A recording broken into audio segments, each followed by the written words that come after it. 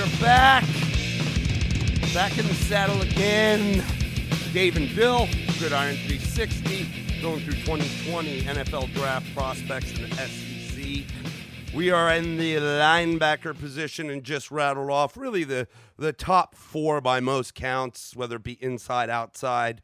From this conference, we got Patrick Queen, LSU, Anthony Jennings, Alabama, Jacob Phillips, LSU, and Willie Gay Jr., Mississippi State. So now we're going to rip through a couple other guys in this class, probably four more, and then maybe just to keep it snackable, dice up and do the last four because there are 8 more as I can read it. So here we go. All right. Let's see. From the University of Arkansas Razorbacks, from Harvey, Louisiana. Got out of Louisiana. Senior, Scooter Harris. Scooter. You go, Scooter. That would be Dijon, also known as Grey Poupon. Scooter. That's his real name. Dijon. 6 foot, 234, 31 3/8 arms, 9 3/8 hands. Ran a 4.69 40 at the combine, 18 reps on the bench, a 4.32 20-yard shuttle. His birth name Dijon. So let's talk about Mr. Harris. Certainly, we've talked about. I think it was in the D tackles, maybe the edge rushers. Mm-hmm. My concern with these Razorbacks is that their defenses left a lot to be desired. I don't care who you are. Even I would say so did their offense. Yeah, that's true. But for teams to score the amount of points they did on them, and some of them not even top tier teams, not even teams in their competition.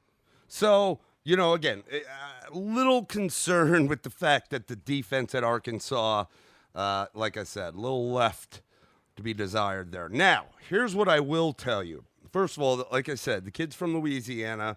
Apparently, his senior year of high school, he was like one of the offensive players of the year for one of their awards in state. So the fact that he got out of Louisiana, we know that LSU doesn't let things like that happen, especially with primetime players. That surprises me. He was an SEC All-Freshman in 2016, and then in sophomore, junior year, started every game. He not only led the team in tackles for loss, and sacks, but his junior year, he led the conference. Yep. That's impressive. Well, he was from his sophomore year to his senior year. He was a 100-plus tackler. Yep. This is a guy, here's kind of thing is, and he projects exactly the way that I've seen him play, exactly the way his stats, like he's the kind of guy that lines up all across the board in the sense that he's basically grown into who he is. There's not a lot of belief there's room for him to grow. He's not terribly tall, but he's thick and he hits. His upper body is... Yeah, it's good. It's a V. He is who he is, which is going to be a big tackler. He doesn't have a ton of explosive plays. There was talk about him coming out after his junior year. Overall, statistically, that was probably a little bit better year. It was his highest tackling year. He had like 5 pass breakups. He had, I think, a couple of sacks. Yeah, he had, he had... I'm mixed up here, but this past year, he definitely went down in tackles, but it was still... he was over 100 tackles, but he is kind of, so what you're going to see is you're going to get a sound tackler. You're going to get another guy again. When you start talking about inside linebackers that don't have like that special extra, gear or ability, you're talking about a guy that's going to play special teams with his sure tackling, a first and second down guy, running downs, not a big coverage guy, not good, not big playing in space.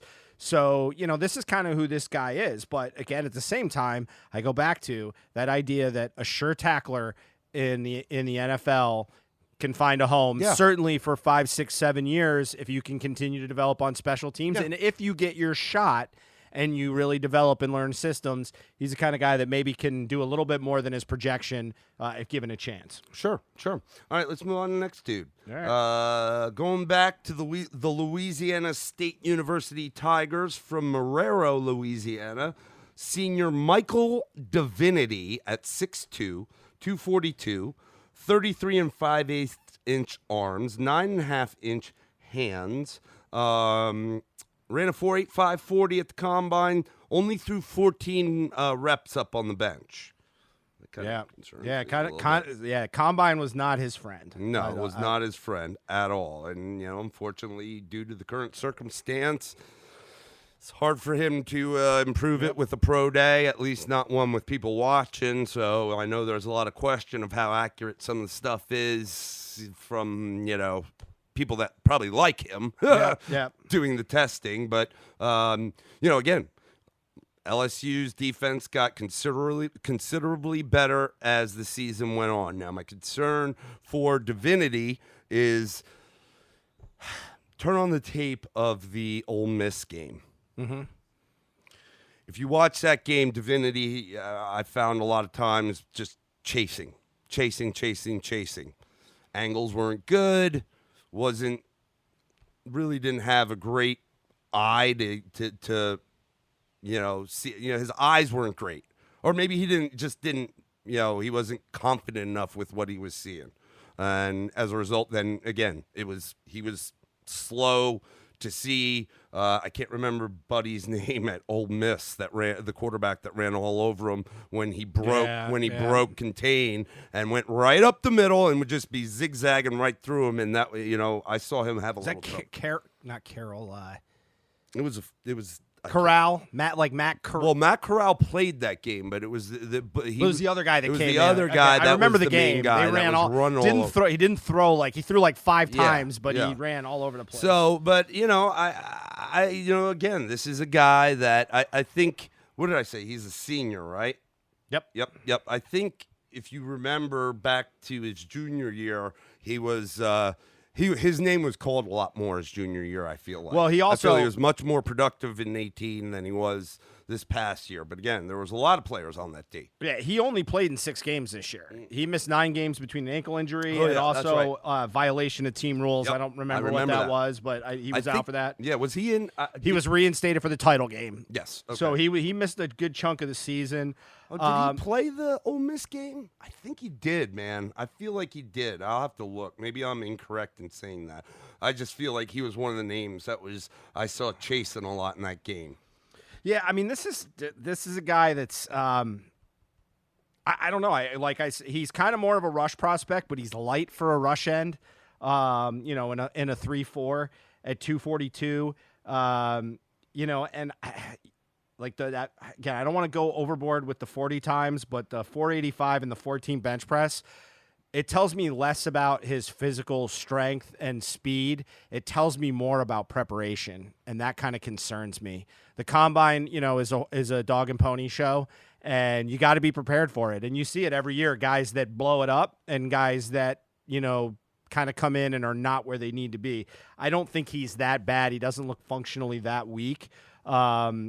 In the games that I see him play, but let me interject. I don't think he did play that game. The guy that game that I was thinking of was Chason. He did not have a great game against Ole Miss. He was the guy. I think it wasn't Divinity. I don't think Divinity played this game. Okay. I don't know where he fits in. I think this is a guy that's and again, here's something I always have a concern with. Okay, so I'm going to look at LSU.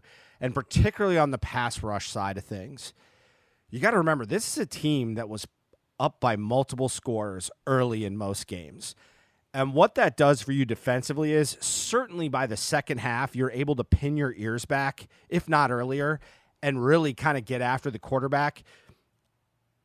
Part of my concern with LSU is I feel like we should have seen a lot bigger stats out of some of these defensive players. I will not knock their secondary as much. Yeah. I think that kind of tells you something, I mean, his stats were not terrible given the 6 games that he played, but also, missing time is missing time. That's big.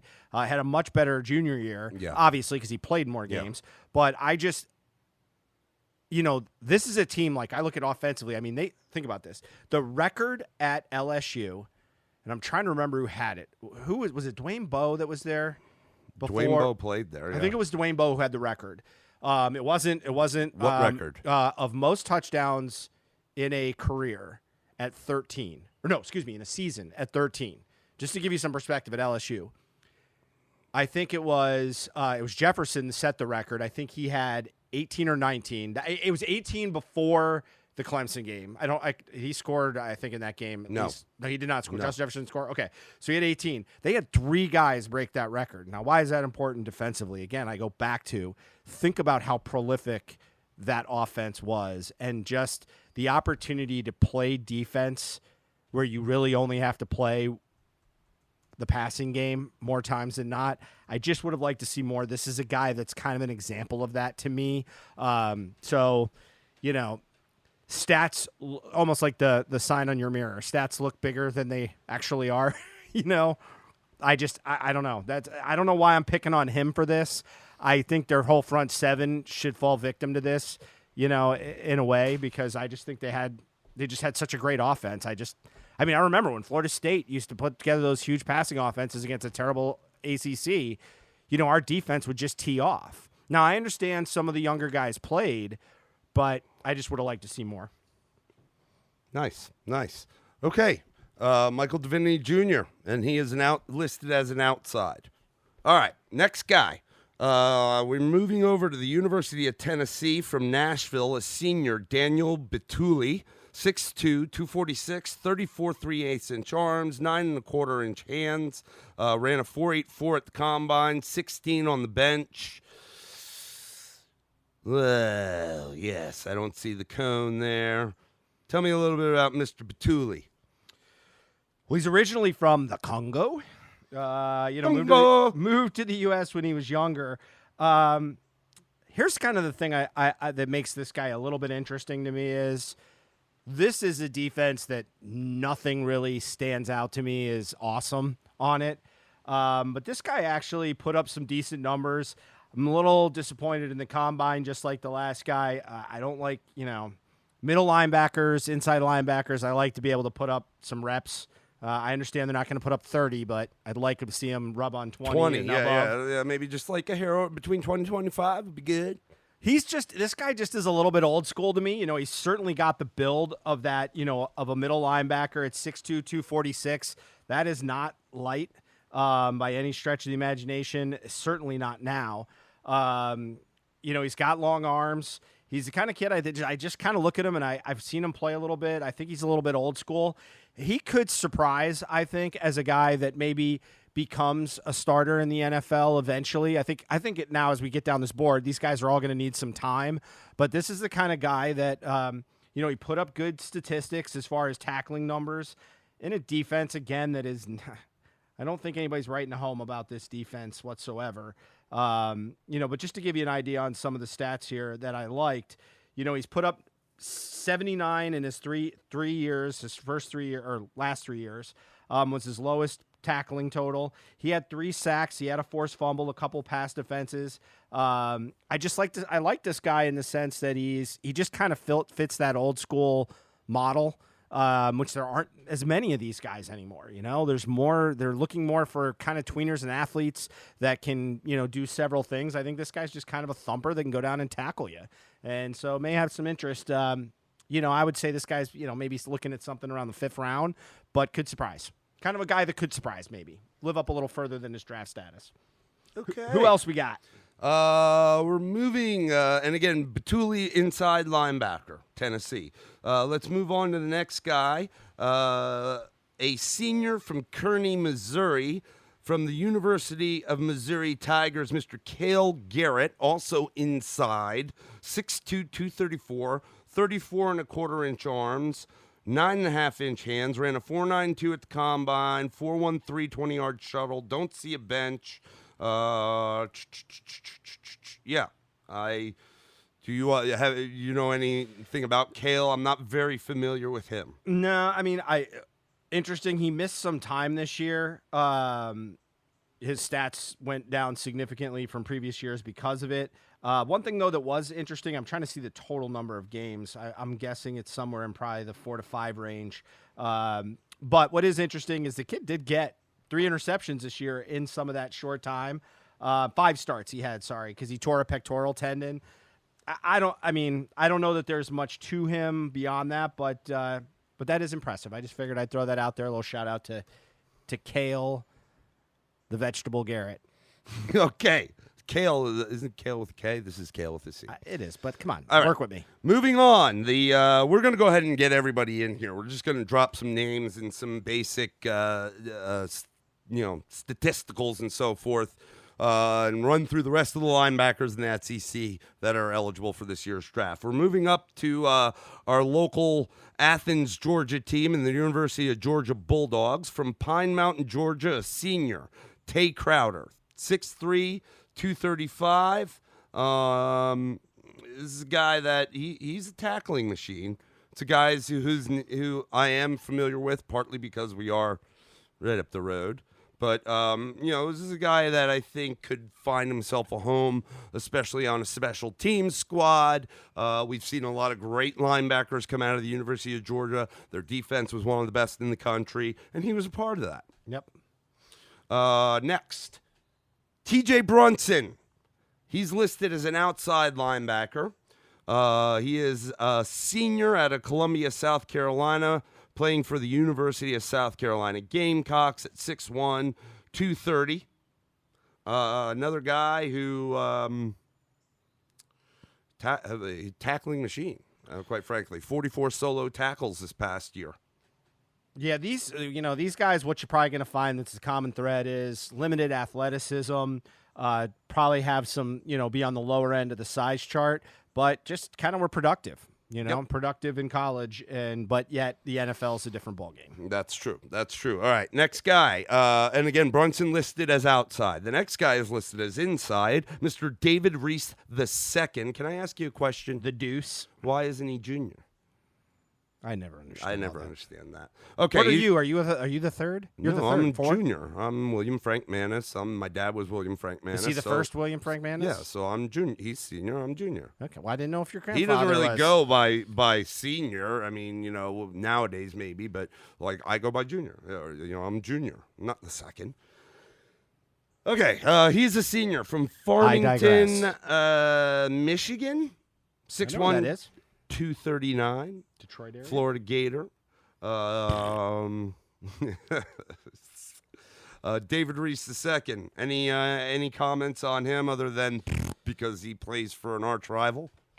Yeah, I mean, no, I think says it all. All right. He had 88 total tackles this past year, 36 solos, 2 sacks, 1 fumble recovery.